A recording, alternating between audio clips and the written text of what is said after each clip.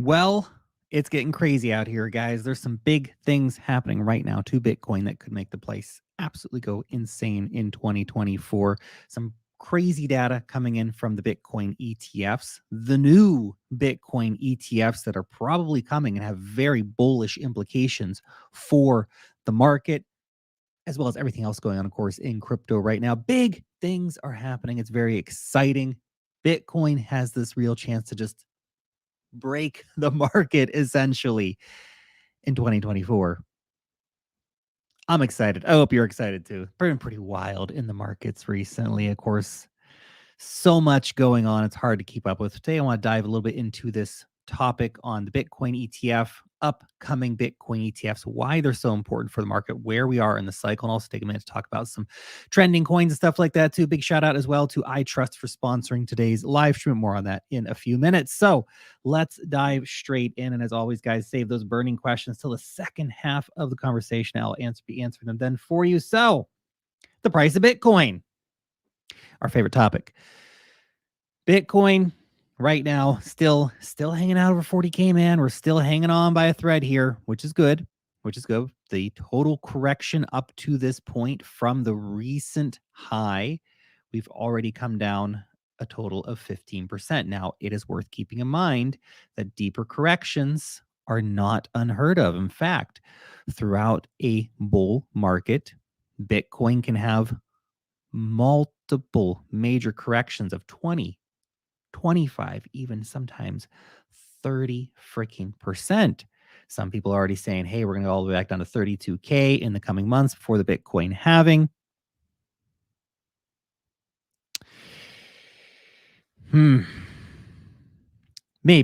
But I think the next logical area, if we get further correction, would be the bull market support band, which is right around 38K at the moment.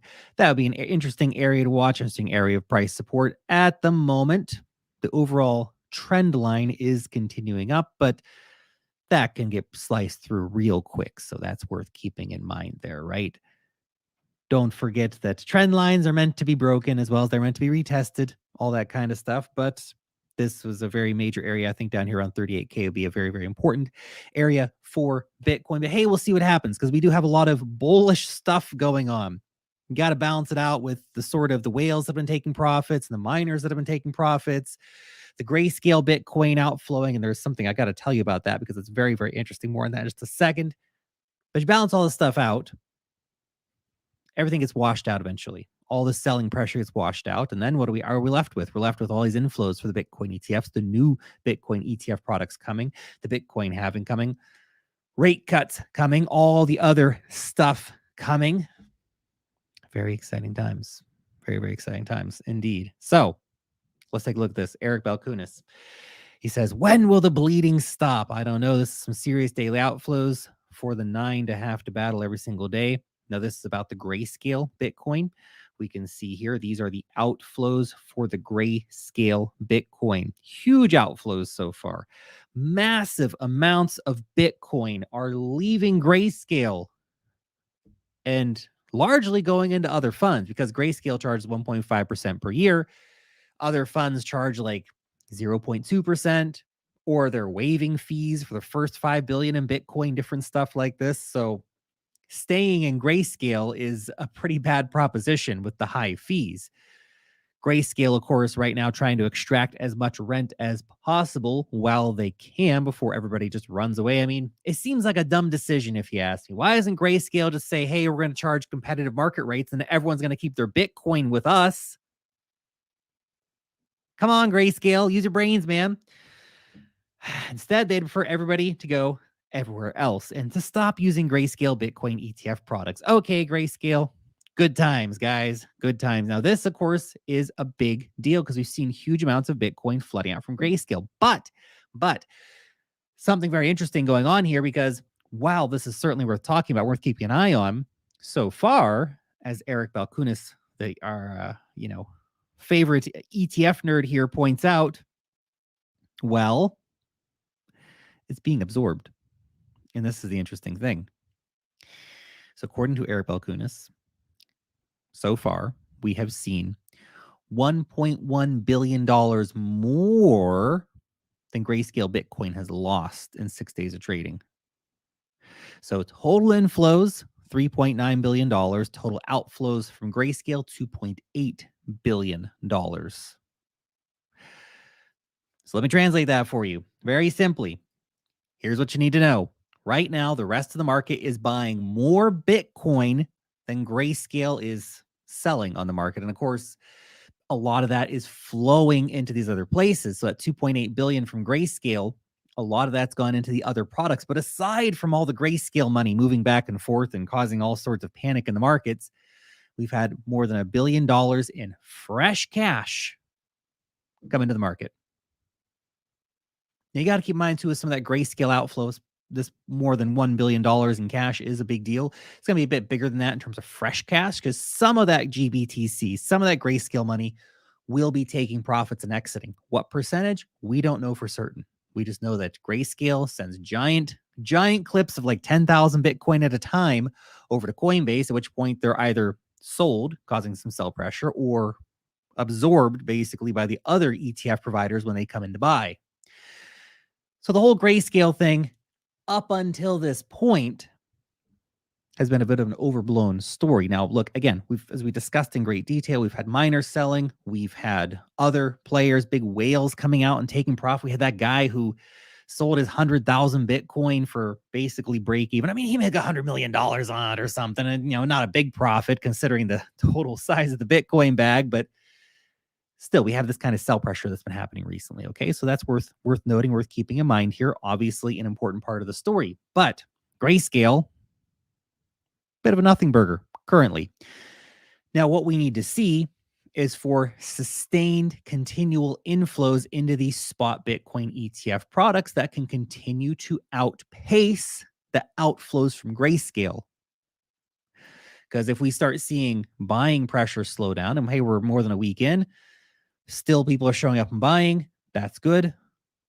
But if those buying pressures slow down for spot Bitcoin with Fidelity and BlackRock and other players, and the outflows from Grayscale continue at the pace they have been, then that's when you can start running into trouble. Again, we'll see how it goes, but that's the main thing to be watching out for right now. Check this out too. Bitcoin ETFs, excluding GBTC, are adding roughly 13,000 Bitcoin to their holdings per day. So we're seeing, again, big amounts of money coming into the Bitcoin market. If that money can continue coming, watch out, man, because it'll get crazy without a doubt. But we need the money to keep coming in.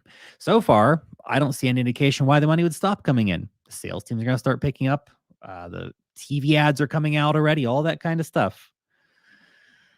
Okay, quick word from today's sponsor, which is iTrust Capital. So look, if you are trading your crypto coins, then you can do so tax efficiently using iTrust. You can put this actually in an IRA, a retirement account, and you can trade all kinds of great crypto coins. They got Bitcoin, they got Ethereum, all kinds of fun altcoins from Axie Infinity, Basic Attention Token, Curve, Dogecoin. You can trade your Dogecoin, man, tax-free in your IRA with iTrust. Lowest fees in the crypto IRA space. Leader of basically every metric in terms of assets under management, total transaction. Of course, they just trashed over $8 billion in total transaction volume. They can get a special $100 funding bonus when using the link in the description of this video. So check that out. You can also do physical gold and physical silver over here on iTrust Capital. I mean, this is a great product because you can basically trade like 1,000 times if you want to.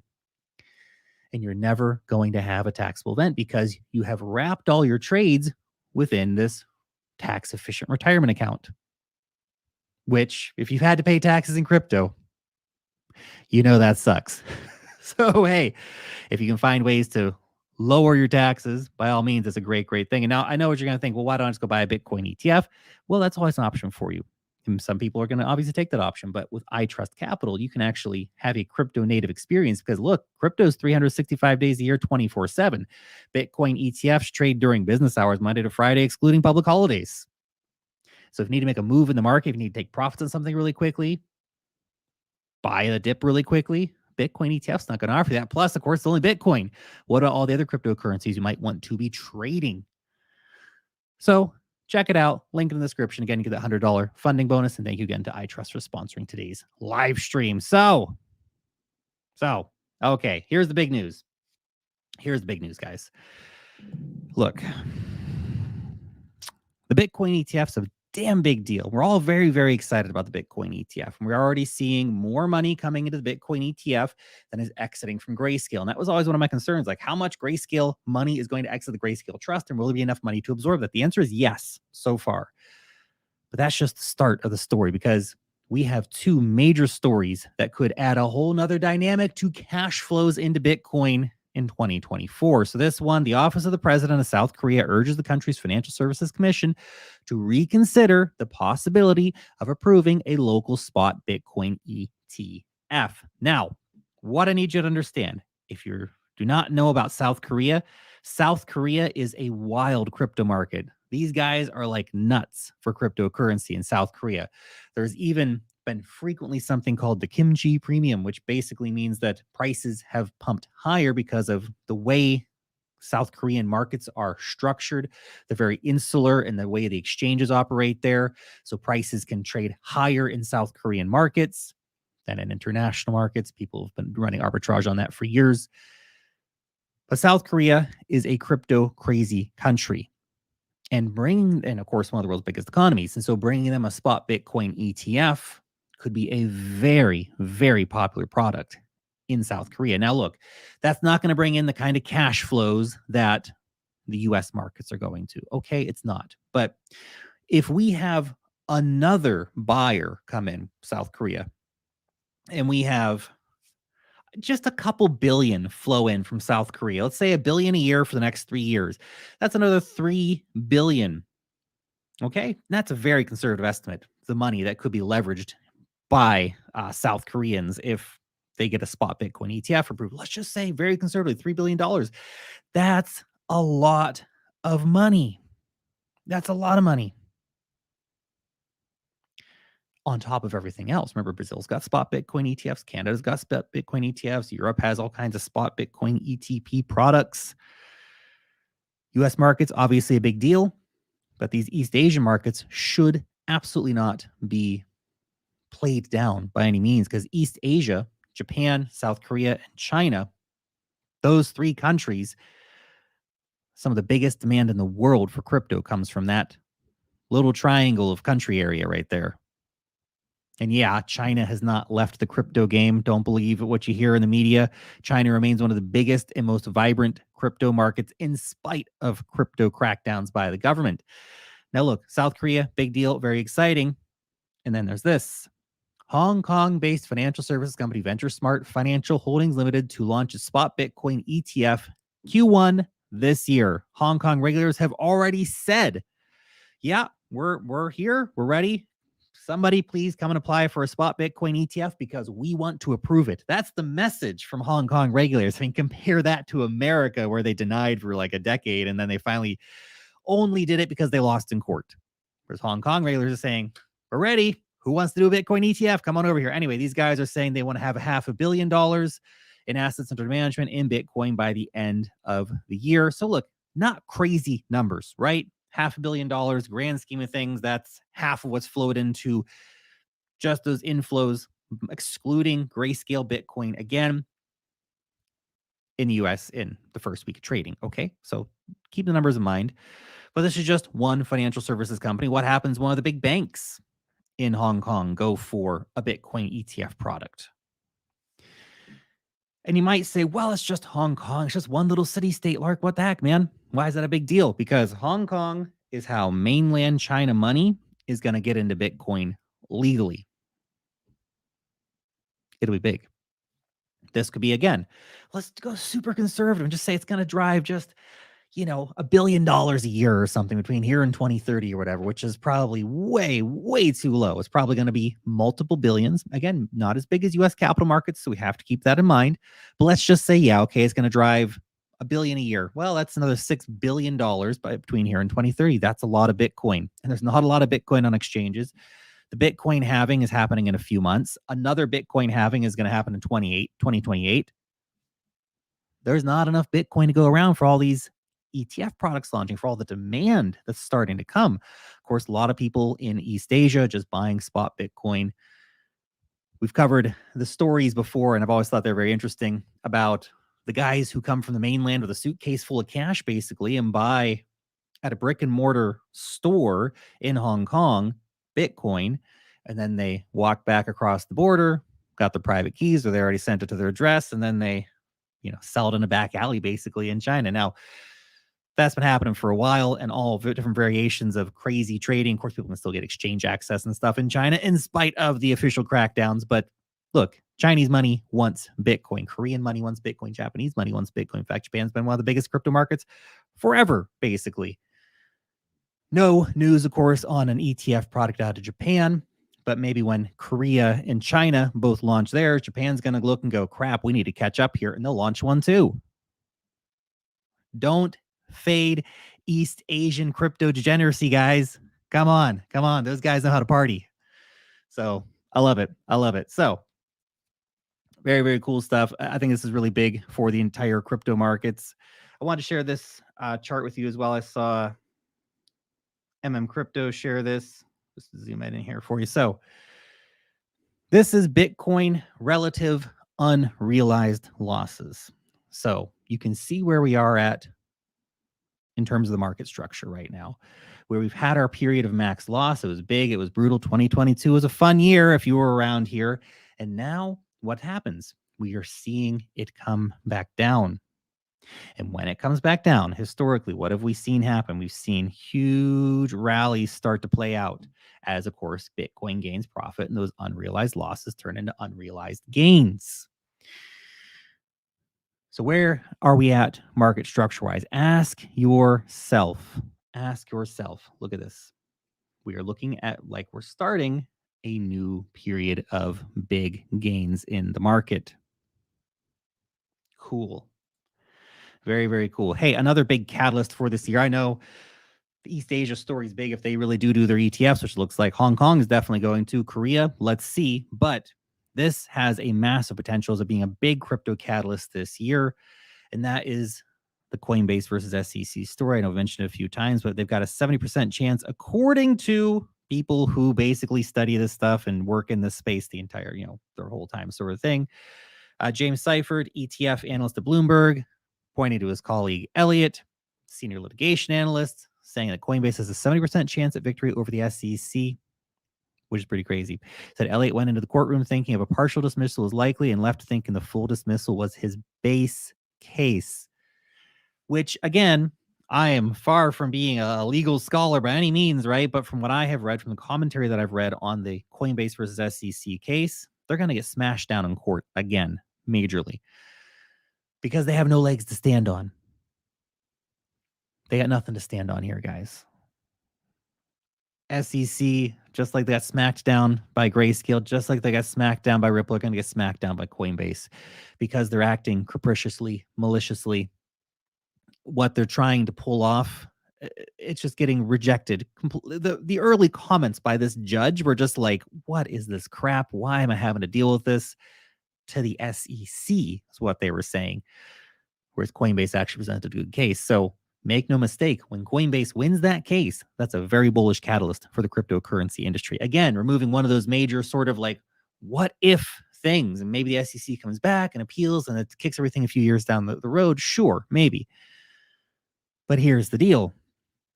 When they win that case, it gives all these other major cryptocurrencies that were listed as securities in the Coinbase case basically a victory as well. Plus, it means that Coinbase is going to go soaring because it's got a lot less legal problems then. And so a lot of the legal issues in U.S. markets will have been resolved by judges. With the SEC then maybe actually being able to have time to do something useful. They're probably not going to do that, but in theory they would be able to go out and do some real work instead of just harassing everybody trying to do legitimate business. Hey, real quick too, I just want to talk. I know we're talking about Bitcoin. We talk about Bitcoin frequently. I'm trying to do some more altcoin content for you guys. I hope you appreciate that. I dropped an absolute fire guide on how to find 100x altcoins the other day. Go and watch that. Great video, high value video. I dropped a great video on what the billionaire VCs are buying. Very interesting to see where they're investing their money, the upcoming coins. It'll be the upcoming narratives, the upcoming hot things. Of course, some of those are airdrops, all the rest of the stuff, right, guys? But look at some of the top trending coins recently. A lot of new names on the list, a lot of meme coins on the list. I just want to highlight a few of these here real quick. Of course, Celestia in here at number 3. That has been very big recently. Absolutely crazy. I'm wondering personally if we're going to see Manta pull out a similar thing. Now, look, Manta obviously is a different proposition. Celestia is the data availability layer, right? Whereas Manta is a layer 2 using that with all kinds of other cool features built on top of it. Okay, so that's very interesting. But I wonder if Manta's going to have this kind of nice trending run. Thinking about buying some more. I got a good airdrop, but I'm thinking about buying some more. We'll see. We have other stuff, new listings like Magic Square, which is the number 6 trending coin. Pretty impressive considering how low the market cap is on that one. Just a real quick note, by the way, guys. Obviously, I own some of the cryptocurrencies that we discuss. Obviously, Bitcoin, but also some of the other altcoins and stuff we discuss in the videos. If you want to see my full portfolio disclosures, full risk disclosures, any of that kind of stuff, link down below in the description. Okay, you can check that out there. Sui as well. Sui's been getting a lot of interest. These are the new narratives. That's what we're talking about here. These are the new narratives, right? These are the new things everyone's paying attention to. This is the new things that people want to ape their money into. These new hot blockchains, Celestia, Sui, Say, new hot applications, right? Magic Square, the Pith network. We got that airdrop. Remember that airdrop worth thousands of dollars? Now we're going to start getting airdrops probably as well. Okay, very nice. Very, very nice. Metis layer 2 also getting some attention. Injective, Solana, all these sort of alternative layer 1s, but a lot of meme coins here on the list too. Dog with hat, man. WTF, that thing's up like hundreds of, or actually like 20,000% in the past 2 months. Crypto, man. Crypto. A lot of their meme coins on here too, of course, including the actual one just named meme coin. That was smart. Just name one meme coin, guys. Bonk on all the rest of the stuff. It's an interesting time in the markets. We're seeing major layer 1 blockchains, great technology really trending. We're seeing a few gaming coins in here as well. A lot of meme coins, a lot of attention coming back into a very speculative part of the market. And it's a very weird time because the Bitcoin halving's coming up. We're seeing quality stuff trending, Celestia and whatever else, right? And then we have all these meme coins, which a lot of money is being made on these things. A lot of new investors are coming in. They're playing with stuff. A lot of OG investors are playing with this stuff too. Very fascinating. How big will some of these meme coins go? I have no idea, but it's definitely something pretty cool to see in the market that people are getting so excited again about crypto. Because in order for meme coins to pump, you have to have people who are actually excited about it, want to participate in the culture, and want to screw around and want to have fun and want to gamble with their money on meme coins. I think it's an overall encouraging sign, although, meme coins pumping too much can definitely mark local tops in the market and all that sort of stuff. But hey, just because a few of them are in the top 30 doesn't mean that they're the most, they're not in the top 3, let's say. Okay, so that's the news. Let's crack open a Perrier. Actually, do I have a Perrier? Oh, I do. Let's do it. I got a Perrier here. Let's crack open a Perrier, guys. Here we go. Oh, yeah. Let's crack open a Perrier. Have a talk crypto. What do you guys want to talk about today?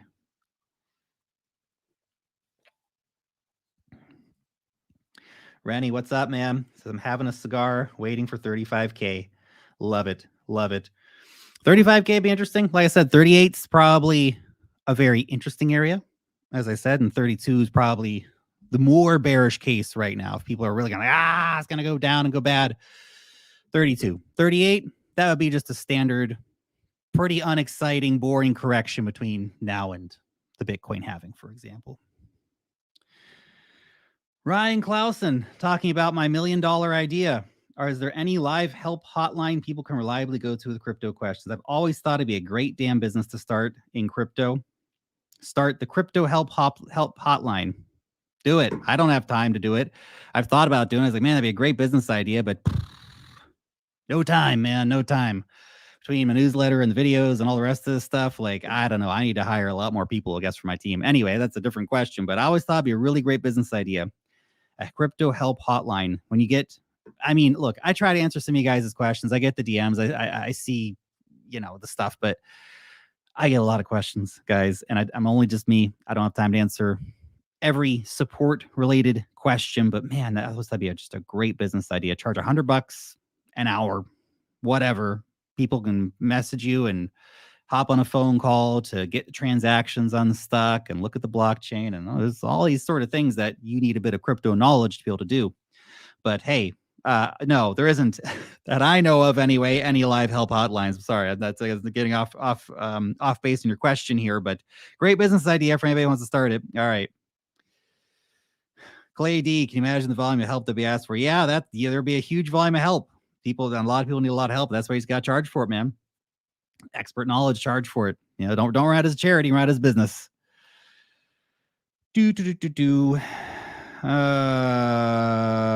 are we up to? Cody Costello, most reliable exchange for selling when the market goes up. Realistically, it's the top boys, Binance, Coinbase, but even they, when shit gets really crazy, even Binance and Coinbase can crash, because markets just go nuts, man. So keep that in mind, all right? But look, generally what the big boys are the ones that are most likely to have the best liquidity, the best support, the best everything, right? So I'll probably do a lot of my major sales on Binance when the time comes. Hi, Lark. What might the performance be in the next run for Aptos, Optimism, eGold, and Axelar? In your opinion, can 7x target be reasonable, or is it too optimistic? I mean, between here and the all-time highs for some of those, eventual market peak, 7x, yeah, sure, why not? I mean, it's hard to say. I know how it goes. You're sitting around calculating what's my net worth going to be if these price targets get hit. I just need this 7x, and then I'm going to be set for life. Okay. I get it. And actually 7x is probably conservative enough, to be honest, that a lot of that stuff probably is going to hit 7x. But some of it's probably going to hit more. Right. So there is that. Yeah. But if you're thinking about shorter term, like the next run up in the market, will those hit 7x? Probably not. But between here and the all-time high prices, yeah, probably. Some of those will do more. Again, some of those will do more.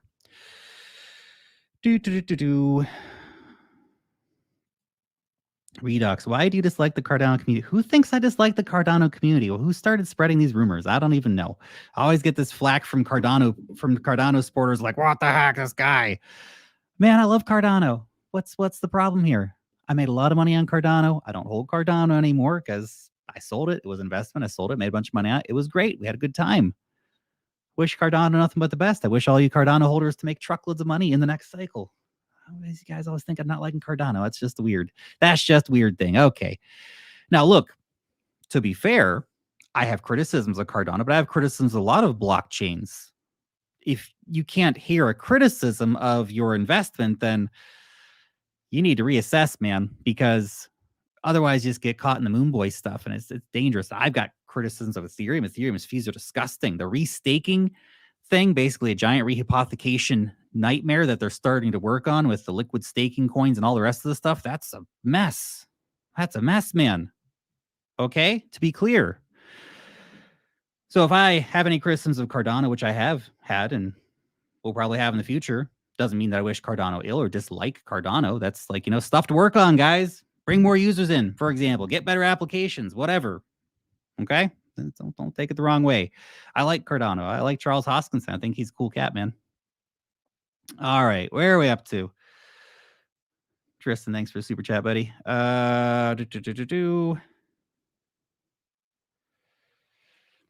Is why earn finance potential coin that can 10x? Look, here's the deal. I know these price predictions are fun. If we get up to, some people say we go as high as 10 trillion, which is probably the bull trap. We'll probably get up to like $7 trillion or something like that. And everyone's going to think we're going to go to 10 trillion. And we don't go to 10 trillion, that'll be the bull trap. And then the prices drop by 70-80%. Okay. Keep that in mind. But if we go up to $7 trillion total market cap for crypto, we're at 2 trillion now. We are at under $5 trillion. A lot of coins, 10x may not even be bullish enough. This might go 30, 40x from here to the peak price. Not financial advice, not saying that's exactly what's going to happen. I'm just saying that if we had a situation where we really do go to $7 trillion, which I think we could, then holy crap, man. Holy crap. Seriously. things are going to go crazy. Prices are going to go insane. 10x, yeah, sure. Why not? Why not? But a lot of coins are going to 10x. This is one of the things that gets me caught up sometimes when I'm looking at my portfolio is like, I don't even need to have so many coins. I just need to sell some, consolidate in other positions because, man, when the time comes, it's all going to go up like crazy. Some are going to go 5x, some are going to go 10, some are going to go 30, some are going to go 40. And we get so caught up in trying to catch the one that's going to do the 100x that we forget that most things are going to go 20 to 30x. And so who cares? Anyway. Pod, Lark, will investments in Bitcoin ETFs compound the same investments in spot Bitcoin? I mean, yeah, absolutely. I mean, they don't compound because they're not technically getting any interest. And they're, well, if anything, you're paying fees on them. So holding spot Bitcoin's better from that perspective. But hey, if you buy a Bitcoin ETF today at $41,000 and it goes up to $1 million by 2030, which me and some others think that it could, then you've made a total gain of $960,000 approximately. Now you've had to pay 0.2% fees on that every year between here and there. So it's going to be a little less than 960,000. Let's just quick back of the napkin math here. It's going to be $920,000 in total profits, for example. Still pretty good, right? And that's maybe more than that, but just as a quick number. So yeah, your number will go up. It's linked to the spot price of Bitcoin because you have an IOU from BlackRock or Fidelity or whoever else for spot Bitcoin. But remember, there's no interest paid out. If anything, you're paying to hold that Bitcoin ETF because of the fees. Lappin, when will you sell your chain link? I've thought about $140, but again, as I continue to point out, it's not so much about that particular price target as it is about what's going on in the market. But I'm pretty comfy sitting my chain link bags right now. I can wait a while on those. $140 would be great. That'd be a 20x from my entry. If it happens, fantastic. If I see the market's turning over, I need to get out. Well, say la vie. What are you going to do? Okay. All right, let's catch it. Let's catch up here. What do we got? You guys got some. What do you guys got here? More price predictions. Here we go. Space vibes. Manta was only good for those crazy enough to deposit large amount of these for staking. Yeah. Manta ended up being a bit of a whale game. I mean, look, to be clear, there were two things. There were the Orly supporter airdrop, which we covered back in the newsletter, the Wealth Master newsletter. If you're not signed up, you gotta get checked out. We covered that 6 months ago, something like that. So I know some people got some airdrop from that. In terms of the new paradigm event specifically, yeah, the more ETH you put in, the more you got. I know some people were disappointed in the amount that they got. I get it. Look, not every airdrop's going to be the same. We all want the airdrop where, like with Jaito, you put in one Solana worth $20 and you get $10,000 worth of coins. Doesn't always work out like that. I think one of my best money to reward airdrops was probably Pool Together. I put in $10 back in late 2019, early 2020, and ended up being worth like, I don't remember exactly, $2,000 or something like that, just for $10. Like, those are the ones everybody wants, okay? But not every airdrop works out like those. Airdrops are more the exception than the rule. A lot of airdrops will give you decent money. Some airdrops are going to give you absolute crap. We've seen plenty of absolute crap airdrops. In fact, say the blockchain, they had an absolute crap airdrop, and they sort of betrayed a lot of people who were hoping to get an airdrop, and that pissed a lot of people off. So you're going to have this with airdrops. Don't expect them all to be the same. Don't expect them all to be winners. All right. It's a numbers game. You get in 20 airdrops and 2, 3, 4 of them are going to be like, whoa. 10 of them are going to be like, that was crap. And 5 of these are going to be like, this is a borderline scam, but hey, at least I didn't lose any money. Thanks for my $1 in tokens, guys. It happens. Okay. It happens. Get used to it. Okay. Wealth Mastery is an awesome newsletter. Thank you very much, Allison. I appreciate that. Meisha,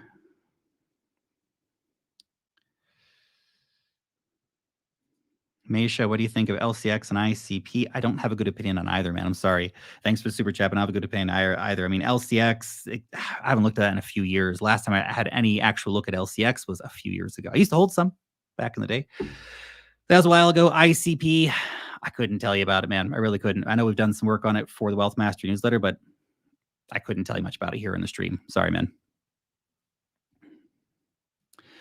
Michael says, I'd pay $500 to talk to you on the phone for 30 minutes about my portfolio. I'm new and get a lot of stupid throwing money into a lot of winning horses, at least.